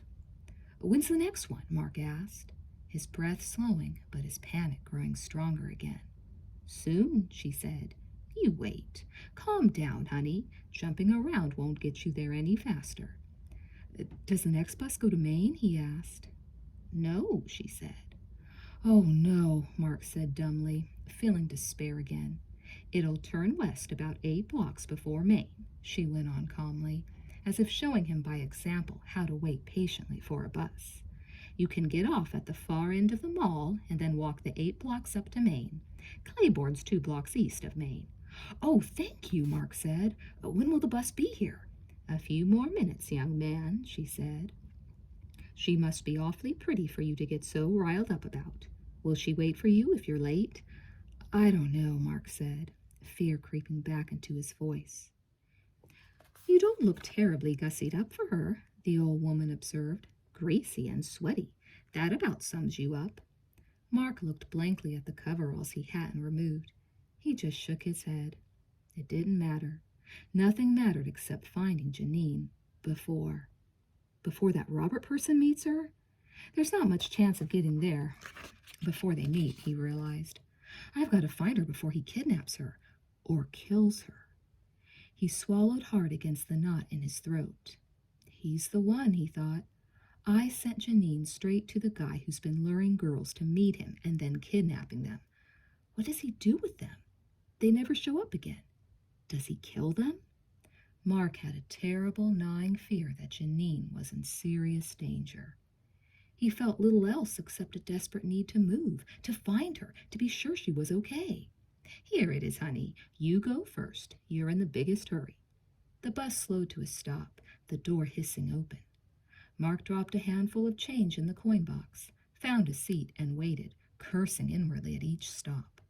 His feet tapped nervously against the metal floor, his fingers drumming on the plastic cover of the seat ahead of him. He clenched his teeth. He shivered. At the far end of the mall, he was up, waiting as the bus slowed, stopped. He leaped to the sidewalk, ignoring the bus steps, and took off, counting the blocks as he ran. He prayed that the old woman had given him good directions, prayed that his mother had left the car somewhere obvious, prayed that Janine was still okay, still breathing, still alive. Be alive, he chanted silently. Be alive. Janine, be alive. Please, be alive. The 8th block from the mall was Maine, and Mark turned east, breathing deeply, the breaths keeping him with the refrain in his mind. Be alive. Please be alive. The 2nd block to the east was Claiborne. There was Scotty's, right where it should be, with a gas station to its left on the corner, and another gas station across from that one, and a third on the corner opposite Mark. After only a second's pause, Mark ran across to the station opposite him, and still running as fast as he could, circled the building. No Max. He ran across the next intersection against the light, pausing only to wait for a break in traffic. His breath rasped and his sides hurt. He almost sobbed aloud when he saw Max's familiar boxy shape squatting patiently at the rear of the station. He knew he'd never seen anything more beautiful in his life. He fumbled through the slit in his coveralls, reaching into his pockets for the car keys. He had Max unlocked and started in seconds, sighing with relief at how smoothly the engine turned over. Now, he thought blankly, which way to Cowley? Somehow his brain supplied him with directions, and he drove automatically, his arms, eyes, and feet taking care of the mechanics of speeding up, slowing down, turning, watching for traffic, while his mind raced as fast as his heart, spinning, pounding, but not providing him with a plan. All he knew was that he had to find Janine. He didn't know how he would help her. Once he found her, if he found her at all. His mind veered from that thought. Finally, there was the entrance to the lake. The sign read, Cowley Park, open to the public. Cowley Lake, closed for the season. Park hours, 7 a.m. to 9 p.m. Sunday through Thursday, 7 a.m. to 11 p.m. Friday and Saturday, no glass, no pets, no vehicles beyond lot. And none there either, Mark thought, scanning the empty parking lot. He drove in and turned around, his heart suddenly heavy in his chest. He stopped the car and slumped, folding his arms on the steering wheel, letting his head fall into his forearms. He was beyond tears. I didn't find her, he thought in despair. I was too late. She's dead, and it's all my fault. Chapter 29. Are you sick too? The voice meant nothing to Mark, though he could hear it clearly through the open window. He didn't move. I said, are you sick too? The voice was near, and dimly Mark realized that a child was speaking to him. He looked up, out the window, at a little boy who stood looking curiously at him. The boy held a skateboard in his arms and was spinning one wheel with his fingers. It made a ratchety whirring sound. I guess everybody's getting sick, the boy said. First her and now you. Only she had somebody helping her. Who's going to help you? Not me. I can't drive. But if I could drive, I'd drive a cool car. Mark stared blankly at the child. You don't have a cool car, he said. Jeeps aren't cool, especially old Jeeps like this one. Neither are bugs. I'd drive a Trans Am or a Corvette, not a dumb bug. Did you see a bug? Mark asked, astonished. He felt a tiny flare of hope that he might yet find Janine. The boy looked disgusted. Didn't I just say so? He asked. Here? Yeah, here. A gray bug. I told you. He helped her into it. Because she was sick? Mark prompted eagerly. Yeah. She looked like she was gonna barf. You know, holding her stomach and her face all white and funny looking. Was she a high school girl? Mark asked. Kind of tall with brownish hair? Yeah, the boy agreed. And he must have been her dad or maybe her big brother, 'cause he was being awfully nice. I wouldn't help someone if they were going to barf. They might barf on me. Did you see where they went? Mark almost held his breath, waiting for the boy to answer. He wanted to reach out and shake the information from him, but he knew that wouldn't produce the results as fast as waiting for the answer. He bit his tongue and clamped his jaw to keep from screaming at the child. I did think that was funny, the kid said, scratching his head with the hand that wasn't spinning the skateboard wheels. They went that way. He pointed to a graveled road that curved away from the road Mark had come on, almost like an exit aiming back parallel to the park and lake. They're just building that road, the boy explained. There's no houses there and no hospital. If she was sick, why did he take her up there? There's just dump trucks and stuff. Mark shouted his thanks to the startled boy as he started the engine, gunning it.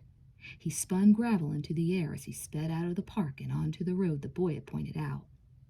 Mark glanced in his rearview mirror and saw the child trudge off, presumably heading for home. The sun was just setting over the mountains to the west.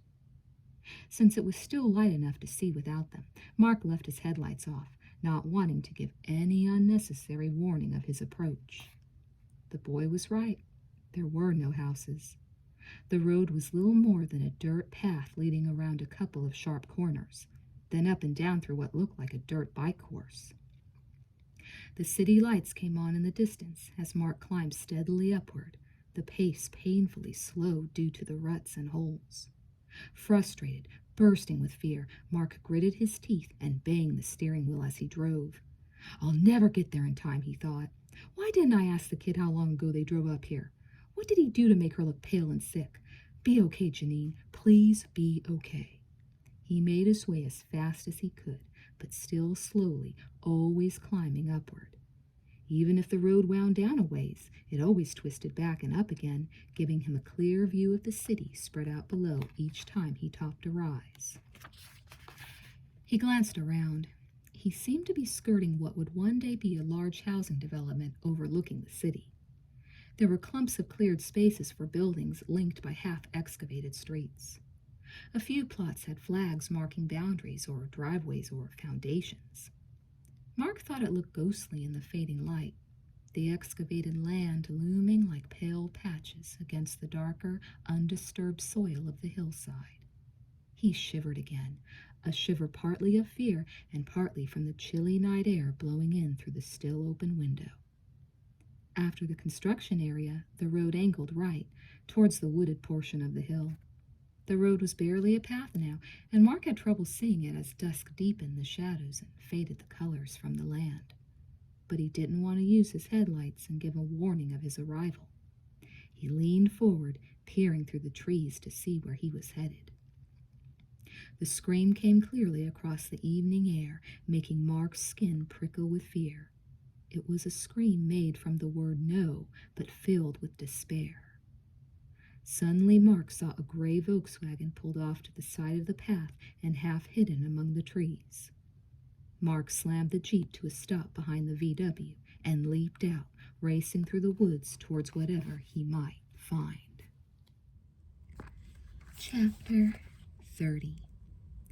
It was darker in the woods, and Mark stumbled, whacking his shin sharply on unseen branches. He scrambled to his feet and ran on, driven by the emotion he'd heard in Janine's scream. There was no time for thought. Thought was too rational and orderly for such a desperate situation.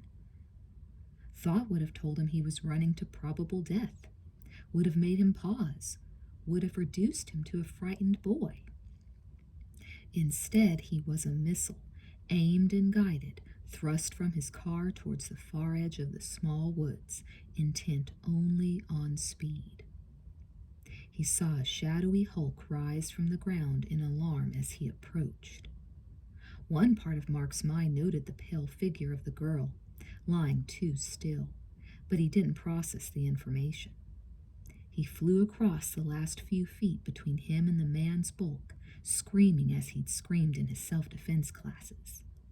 He lashed out with his hands and feet, aiming for the vulnerable spots, going for blood. He whirled and slashed, feeling the jar of each blow as it connected. There was no hesitation in his attack, for he had no thought that it was a man he was attacking. If he had thought at all, it would have been of protecting a friend, but he did not think. He simply acted. Suddenly, his head exploded, and he fell into a blackened, silent world. For a time, he could remember nothing, for nothing had any reality. He hovered in the black silence, vaguely aware that if he moved, pain would come crashing over him along with what? There were no words. He asked himself the question, but not as a question. He simply became aware of a small area of doubt in his mind. Slowly the area of doubt enlarged, formed into a picture of a too still form lying on the ground. Janine, he thought. But the thought, desperate as it was, couldn't provide impetus as it had before. Mark found himself incapable of moving. It was as if the blow had short-circuited him, leaving him suspended in a curious, disconnected half-world. Then he felt something. It was the first sensation, other than a dull awareness of hovering pain, that he'd felt since the blow, and it took a moment for him to realize that someone had a hold of one of his ankles and was dragging him along over the ground. His head bounced and thumped. The pain set in all over then, washing through him, bringing reality back in waves, as if someone stood at the world's control knob, twirling it way up, then way down, then back up again. Mark's stomach revolted against the pain, adding nausea to the ebb and flow of feeling. The nausea, pain, and noise served to unite his awareness, and he knew he was conscious. Gingerly, he tried moving his arms, thinking vaguely of halting the bouncing of his head. In a massive wave of pain, he fainted. When he woke next, his left arm felt numb. His head pounded with a throbbing ache, and he could barely open one of his eyes.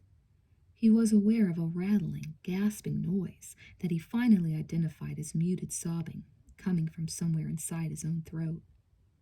Next, he realized he was also hearing a string of muttered curses, and that he could feel someone ripping roughly at his clothes. He looked up. Finally, he would get to see the face that had haunted his dreams for the last month. He saw the short, slim body. It's not Robbie, he thought, vastly relieved, even though he'd already known it couldn't be Robbie. He saw the straight blonde hair. It's not Mr. Santos after all, he thought. He saw the jagged scar on the forehead. Pieces fell into place. It's Vince, Mark realized. He's stuffed us both into the Volkswagen. Janine is behind me. I know she's alive because she's crying, and Vince is trying to find my car keys.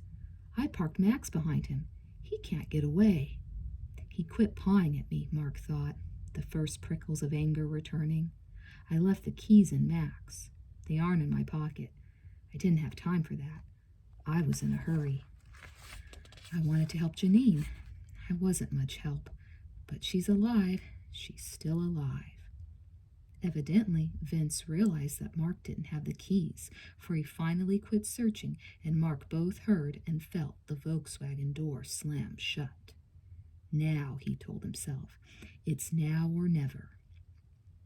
He ordered himself to move, but it was like trying to zip boots and fasten buttons with bulky gloves on, for nothing responded precisely to his orders.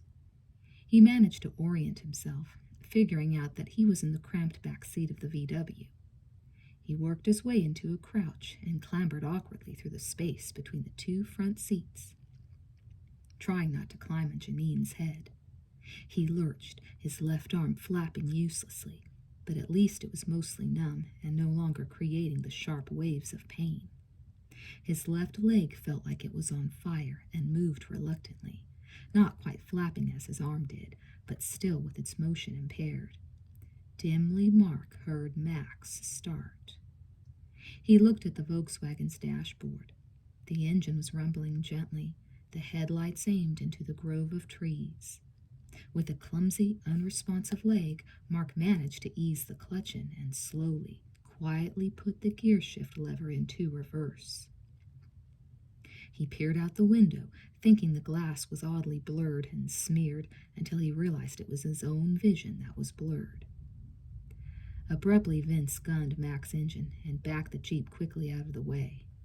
Now, Mark told himself, but his left leg had grown half numb, and the foot seemed like a lead weight. It wouldn't respond. The clutch stayed firmly pressed to the floor. Mark watched in frozen horror as Vince climbed from Max's front seat. We're dead, Mark thought. Suddenly, Vince drew his arm back, still standing near the Jeep, and then made a throwing motion. Mark saw a tiny glitter in the moonlight. He threw the keys away, Mark thought. It took several more long seconds before Mark realized that, without keys, Vince couldn't chase him. But Vince was chasing him. He'd begun a long striding lope towards the little car, not yet noticing that Mark was behind the wheel. In panic, Mark revved the engine. His numbed foot responded sluggishly, falling off the clutch pedal. The Volkswagen leaped backward, clipping Vince's leg as he reached for the door handle. Vince roared something incomprehensible, a bellow of surprised rage. He grabbed for the handle, then scrabbled for a handhold on the bumper as Mark worked the clutch in one more time, and with the engine revving, jammed the gear shift lever into second, bypassing first for the speed advantage of second gear. He knew he could start out in second if he gave the car enough gas. He let his foot fall back off the clutch, and the car jerked forward, lurching by the prone figure of Vince. He scrambled to his feet as Mark passed him. Mark blinked furiously, trying to clear his vision. He bounced through and across the ruts in the road, the car jouncing violently.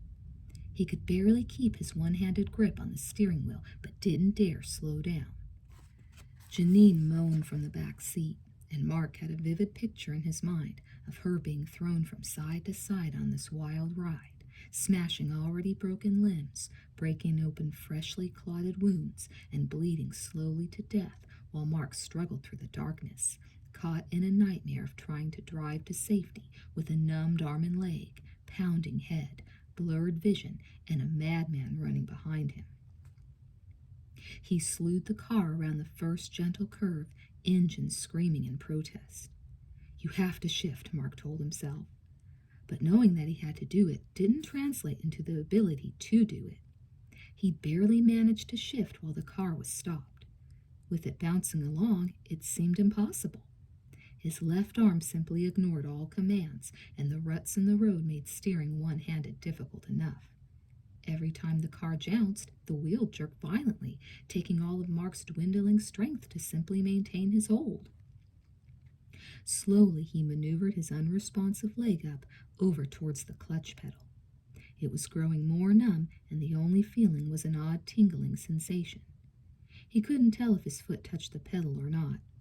He tried again with the same result, grimly controlling the steering wheel while he worked his leg. He glanced hurriedly in the rearview mirror and sobbed aloud. Even with blurred vision, he could see the limping man gaining on the little car. Mark jammed his foot harder on the gas pedal, but the engine protested with a loud, screaming whine. It couldn't go any faster. He had to shift into a higher gear if he was going to pick up speed. Dummy, Mark shrieked at himself mentally. You can shift without the clutch. Just match your engine and transmission speeds. He eased off the gas pedal and yanked the gear shift into neutral.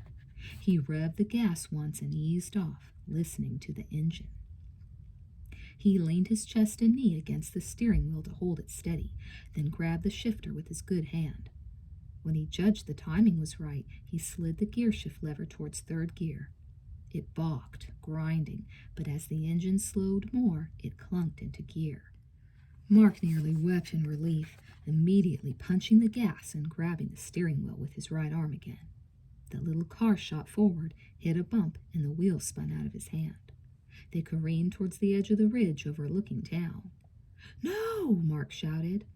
What good does it do to rescue Janine and then run her off a cliff? He thought wildly.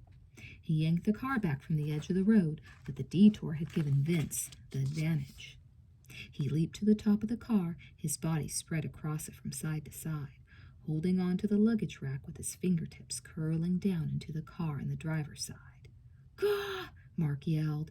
He tried to roll up the window, but his left arm wouldn't cooperate, and he couldn't let go of the steering wheel with the other arm to reach across and fumble with the winding knob.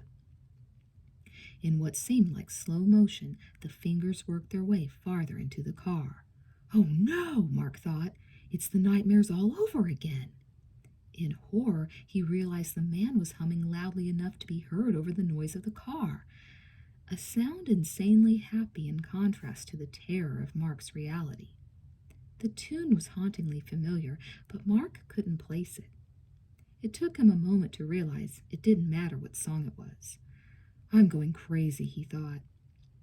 Evidently, Vince shifted and found a secure grip on the luggage rack, holding on with one hand, for his left hand suddenly lurched through the window, grabbing Mark's shoulder. Mark screamed. His left arm may have been numb, but his shoulder wasn't, nor was his sense of fear.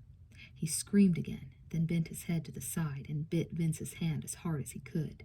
He set his jaw and jerked his head back and forth, trying to bite clear through the hand and rip it apart. It's a bloody arm, Mark thought dimly. The bloody arm. It's going to kill me. The fingers gripped deeper into his shoulder in response to Mark's teeth, but Mark only bit harder. Then, just as the hand let loose of his shoulder, the car hit a deep dip and stopped completely, the steering wheel ripping itself from Mark's hand. With only instinct left to guide him, Mark yanked the gear shift into neutral to keep the car from stalling. He didn't think he would have the time or the strength to get it started again if it stalled. Then he punched the gas pedal, eased off, and slid into first gear. He needed the low power of first gear to get out of the rut more than he needed the speed of second gear.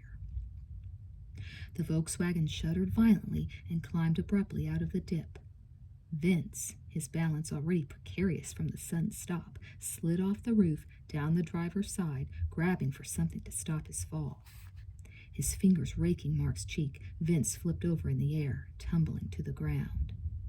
Mark sped up quickly, made it into second gear, and was suddenly on the straight section of the road, speeding downhill past the ghostly construction site.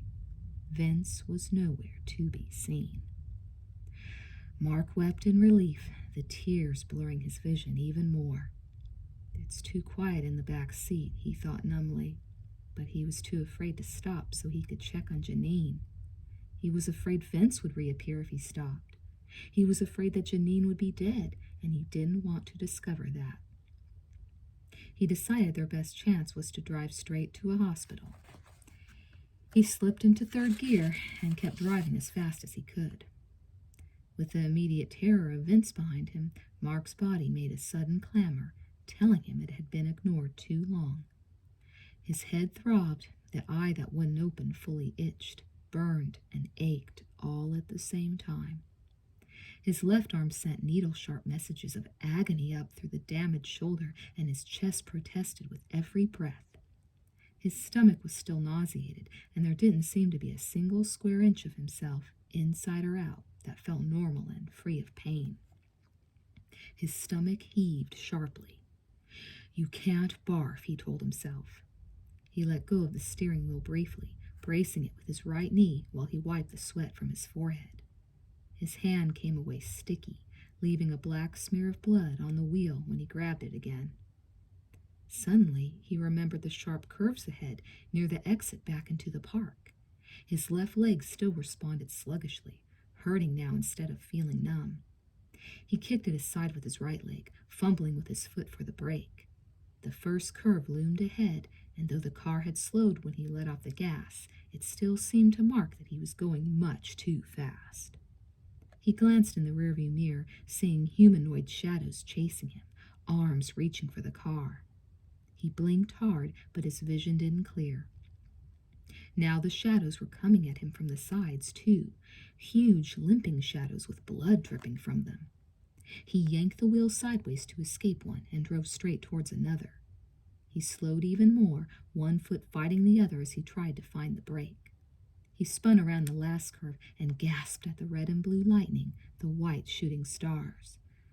I'm dead, he thought. Though he didn't realize it, his foot found the brake and pressed against it, slowing the car till it was barely creeping along. Since he didn't push in the clutch or pull the shifter into neutral, the Volkswagen jerked and chugged, then stalled, engine dead. Mark had stopped 15 feet from 3 police cruisers and Robbie's Chevy, all of their lights shining directly at him, but he didn't know it. He didn't know anything. He was unconscious.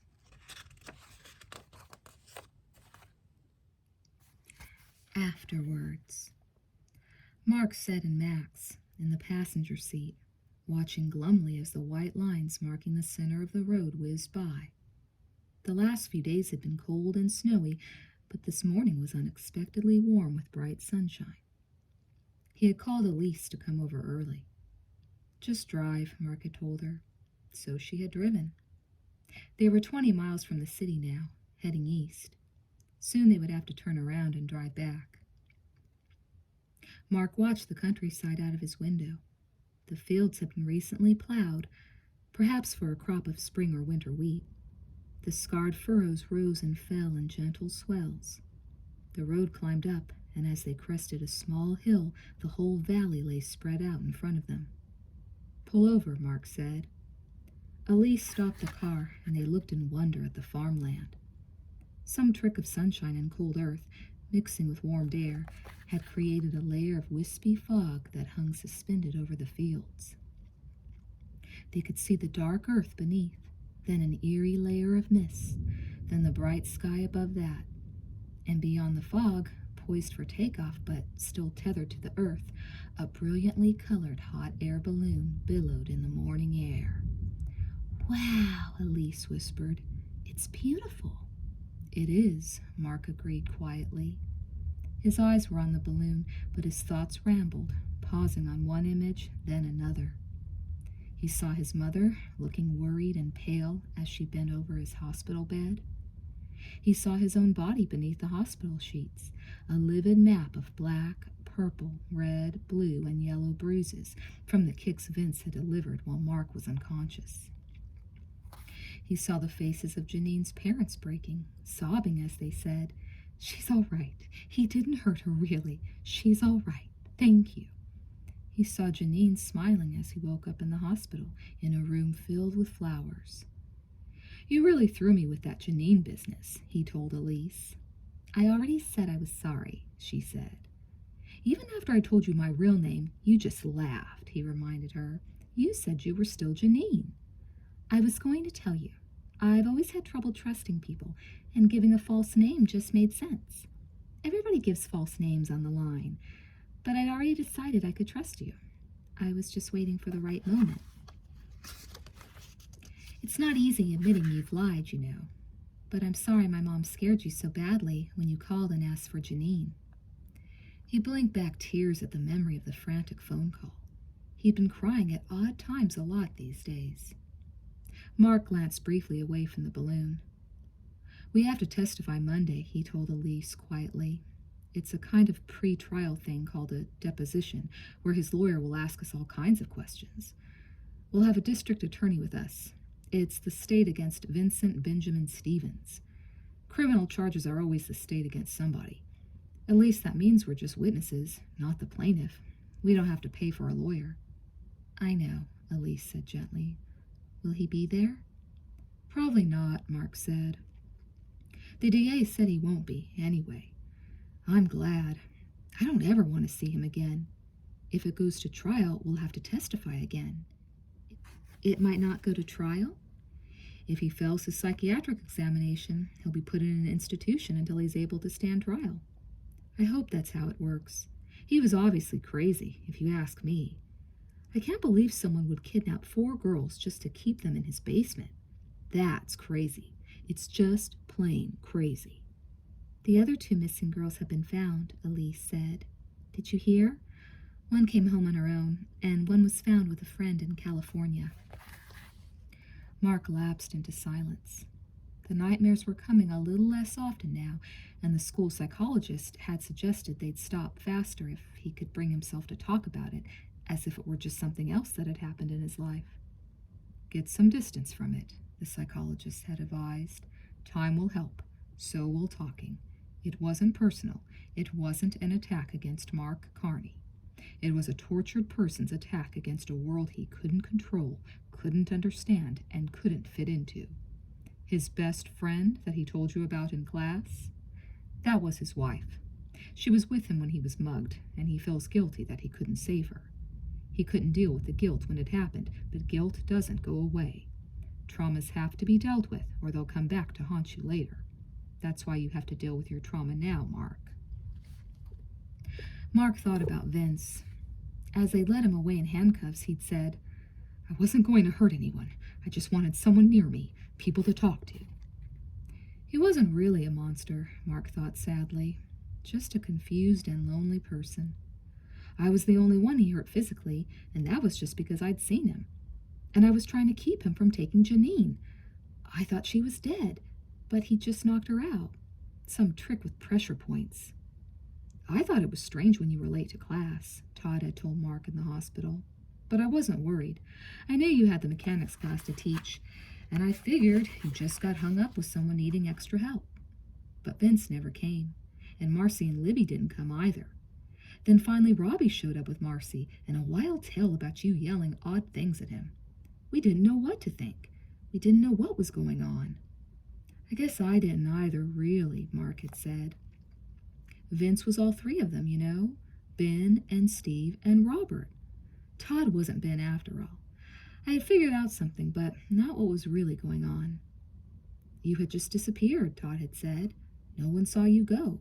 No one knew where you went. Then we found that piece of paper with Cowley Park scribbled on it. It was all we had to go on, and none of us even knew if you were the one who'd written it. We didn't know if it was your handwriting or not, but it was all we had. I'm glad you went after me, Mark said. When I woke up, after I thought I'd been zapped by colored lightning, I saw Marcy and Robbie looking down at me, and I thought they were angels. I'm glad they found each other, Todd. I guess the main reason I couldn't make a commitment to Marcy was because I'd already made one. To Janine. Todd had chuckled. You should have heard Marcy when she yelled at the cops, he said. She was certain you were all in danger, but they didn't want to go on a wild goose chase, as they called it. Marcy convinced them they'd better show up at the park or we'd all show up at the police station. I guess they didn't want that. When there wasn't anybody at the park, we didn't know what to do next. And then you scared us even more rolling up in that Volkswagen and lurching to a stop right in front of us. We didn't know who it was. Just me and Janine, Mark had said. You know, Detective Laker told me they'd finally had sense enough to get an advance listing of the toll calls made from Nikki's phone. Evidently, she'd just started calling, and there were a lot of party line calls. They would have shown up on the next month's bill. So he'd about decided that I was onto something after all. They were going to check the bills of the other missing girls, too, when all this happened. Mark looked over at Elise. Remember I thought it might be Mr. Santos, Mark said. He disappeared, and no one knew where he was. It turned out his wife had been in the hospital, having twins. No wonder he'd been so nervous and strange lately. I know, she said softly. You told me, remember? Oh, right, Mark said. We've talked so much I keep forgetting what I've said and what I haven't. They both tried to explore their feelings, comparing nightmares. Elise felt so badly for the girls Vince had locked in his basement, worse than she felt for herself. Luckily, they'll be all right, she'd said. He didn't hurt them. They said he was always kind and polite. He really meant what he said. He just wanted someone around. He wanted a friend. Earth to Mark, came Elise's voice from next to him. Are you there? Sign on and come in, please. Slowly, Mark grinned. He'd reminded Elise she'd never figured out a sign-on tone for him, and she laughed. I did too, she said. I gave you my phone number. You can sign on any time. It's the only sign-on tone you'll be needing, especially now that you've got my name right.